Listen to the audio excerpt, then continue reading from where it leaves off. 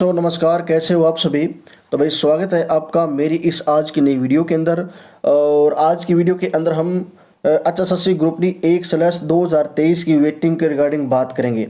जैसा कि आप सभी बच्चों को पता होगा, कल 2 मार्च को और चेयरमैन साहब ने और एक बच्चों के लिए दरबार लगाया था, जहां पर जिस भी बच्चे को जो भी जन समस्या है भर्तियों को लेकर के, तो उसके निस्तारण हेतु और चेयरमैन साहब ने ये दरबार लगाया था।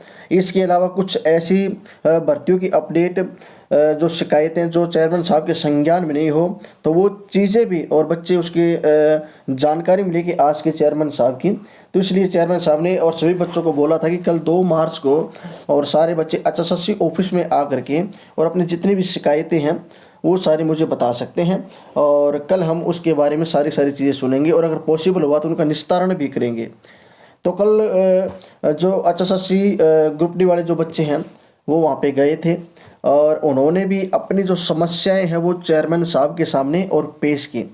उन्होंने बताया कि भाई जो ग्रुप डी की भर्ती है, इसकी वेटिंग को लेकर के और काफ़ी लंबे समय से और बच्चे और इंतज़ार कर रहे हैं, और इसके हेतु और काफ़ी बच्चे बार बार एचएसएससी ऑफिस में भी आ चुके हैं, एचआरडी ऑफिस में भी, राजेश खुल्लर साहब से भी और अन्य जगह भी, और बच्चे घूम चुके हैं।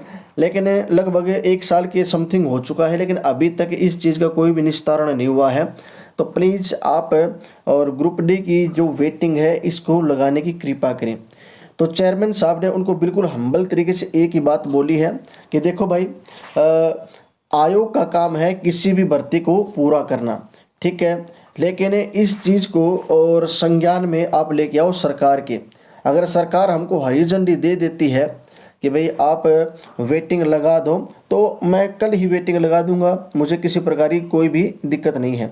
और उनकी बात भी सही है। एचएसएससी ऑफिस के अंदर जो चेयरमैन साहब उन्होंने और ये बिल्कुल सही बोला है, अगर सरकार की तरफ से कहीं से भी और ये चीज़ें मिल जाती हैं, सरकार बोल देती है कि भाई आप इतने पदों पे वेटिंग को और जारी कर दो, तो एचएसएससी अपनी तरफ से जारी कर देगी, और ये बिल्कुल सही भी था। और यहाँ पर बच्चे लगातार तरीके से यही चीज़ें बता रहे हैं। चेयरमैन साहब के सामने बताए थे कि भाई अभी लगभग 4000 प्लस ऐसी पोस्टें हैं जो खाली हैं, ठीक है। और खाली होने का कारण में उन्होंने बताया था कि पहले और डी का रिजल्ट आया, फिर उसके बाद में सी का रिजल्ट आया था, उसकी वजह से और यहाँ पे पोस्टें खाली में बच्चे छोड़ के चले गए। फिर एडिशनल लिस्ट आई तो उसकी वजह से और रिपीटेशन का मामला हो गया, रिपीट बच्चे हुए थे। तो 3200 के अराउंडिंग बच्चे ऐसे थे जो रिपीट हुए थे, ठीक है। तो ये सारी चीज़ें उन्होंने चेयरमैन साहब को शेयर की थी, जहाँ तक हमें जानकारी मिली है, बच्चों ने हमको बताया है। तो चेयरमैन साहब ने यही बोला है कि भाई मैं लिस्ट आप बोलोगे तभी जारी कर दूंगा, लेकिन आप और सबसे पहले और सरकार से जा कर के मिले, ठीक है। सबसे मेन उनका जो कहने का मतलब था कि भाई आप सीएम साहब से जाके मिलो। अगर सीएम साहब इस चीज़ को संज्ञान में ले लेते हैं और अगर वो हमको बोल देते हैं तो मैं और इस लिस्ट को जारी कर दूंगा। तो ये थी भाई आपकी कल की अपडेट, ठीक है, जो चेयरमैन साहब ने आपको बताई है। अब बात रही भाई बच्चों की, तो बच्चों ने एक चीज़ और भी शेयर की है। यहाँ पे आप देख सकते हैं, ये बच्चों का प्लान है जो हर महीने और बच्चे करते हैं अपनी वेटिंग के रिगार्डिंग। ये मार्च प्लान तैयार किया है बच्चों ने, जैसे 5 मार्च को और कैथल से बच्चे जा रहे हैं, ठीक है। और फिर उसके बाद में 8 को यूनिक कोई भी, और उसके बाद में 12 कुरुक्षेत्र और करनाल से, 14 मार्च को जींद से, हांसी से और फतेहाबाद से बच्चे, और 15 को संडे है तो गर्ल कैंडिडेट जैसे वो हमेशा जाती हैं, और 18 को हिसार से बच्चे जा रहे हैं, ठीक है। इसके अलावा फिर 21 मार्च को झज्जर और रोहतक वाले बच्चे, और 22 को संडे है फिर कैंडिडेट जाएंगी गर्ल्स, और 25 को गुरुग्राम, पलवल और फरीदाबाद से बच्चे, और 28 को पानीपत और सोनीपत वाले बच्चे जाएंगे, ठीक है। और फिर लास्ट जो 29 मार्च है उसको भिवानी और सिरसा वाले बच्चे जाएंगे।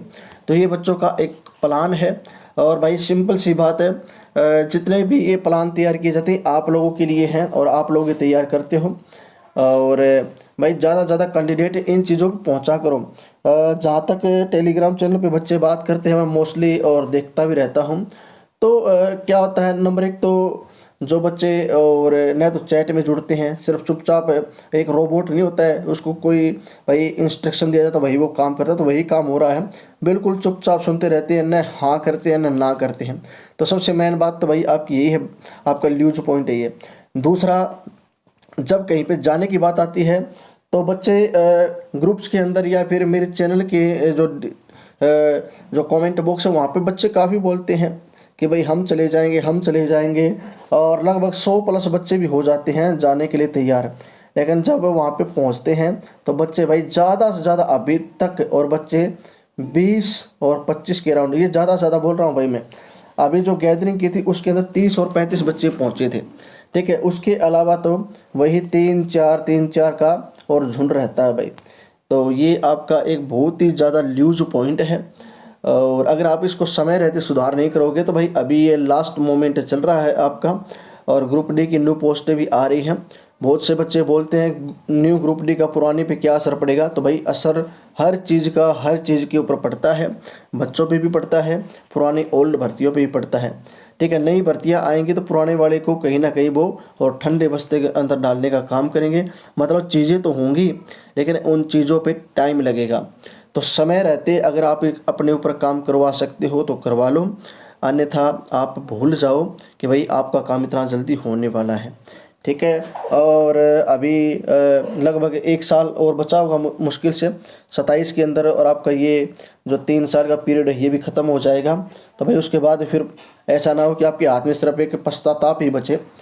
तो समय रहते इन चीज़ों को ज़रूर करें, और जो जो ये डेट आपको और बताई है इन डेट को सारे बच्चे ज़रूर जाया करो, ठीक है। डिस्क्रिप्शन में टेलीग्राम चैनल का लिंक दूंगा भाई, सारे बच्चे उसके ऊपर भी जुड़ जाया करो, वहाँ पर भी मैं पल पल की अपडेट डालता रहता हूँ, ठीक है। और इसके अलावा भाई जो JBT वाले बच्चे हैं, 2 मार्च को आपकी और कोई बच्चा गया है, तो क्या कुछ अपडेट आई है तो मैं इसके ऊपर भी नेक्स्ट जो वीडियो वो लेकर के आऊँगा, ठीक है। तो आप भी बच्चे जुड़े रहें, और ये जितने भी नए बच्चे जुड़ते हैं सारे बच्चे भाई चैनल को सब्सक्राइब ज़रूर कर लिया करो, ताकि कोई भी भर्ती की अपडेट आए तो आपकी उसकी जानकारी आपको और मिलती रहे। आशा करता हूँ आज का सेशन आपको अच्छा लगा होगा। अभी के लिए इतना ही, धन्यवाद। जय भारत।